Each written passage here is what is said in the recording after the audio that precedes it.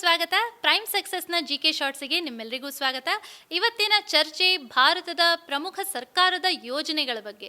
ಮೊದಲನೇ ಯೋಜನೆ ಯಾವುದು ಇವತ್ತಿನ ಕ್ಲಾಸಲ್ಲಿ ಅಂತ ಹೇಳಿದರೆ ಪ್ರಧಾನ ಮಂತ್ರಿ ಆವಾಸ್ ಯೋಜನೆ. ಇದು ಅಫೋರ್ಡೆಬಲ್ ಹೌಸಿಂಗ್ ಅಂದರೆ ಸುಲಭವಾಗಿ ಮನೆಯನ್ನು ನಿರ್ಮಾಣ ಮಾಡಲಿಕ್ಕೆ ಜನರಿಗೆ ಸಹಾಯ ಆಗುವ ರೂಪದಲ್ಲಿ ನಿರ್ಮಾಣವಾಗಿರುವಂತಹ ಯೋಜನೆ ಇದಾಗಿರುತ್ತೆ. ಎರಡನೇದು ಸ್ವಚ್ಛ ಭಾರತ್ ಅಭಿಯಾನ್, ಸ್ವಚ್ಛತೆಯನ್ನು ಕಾಪಾಡಲಿಕ್ಕೋಸ್ಕರನೇ ಶುರುವಾದಂತಹ ಯೋಜನೆ ಸ್ವಚ್ಛ ಭಾರತ್ ಅಭಿಯಾನ್ ಆಗಿರುತ್ತೆ.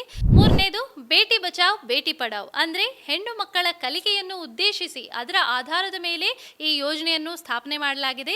ನಾಲ್ಕನೇದು ಮೇಕ್ ಇನ್ ಇಂಡಿಯಾ ಇನಿಷಿಯೇಟಿವ್ ಅಂದರೆ ಭಾರತದಲ್ಲೇ ಎಲ್ಲ ಉತ್ಪನ್ನಗಳ ತಯಾರಿಕೆ ಆಗಬೇಕು ಅನ್ನುವ ಉದ್ದೇಶದಲ್ಲಿ ಈ ಮೇಕ್ ಇನ್ ಇಂಡಿಯಾ ಇನಿಷಿಯೇಟಿವ್ ಅನ್ನು ಶುರು ಮಾಡಲಾಗಿದೆ.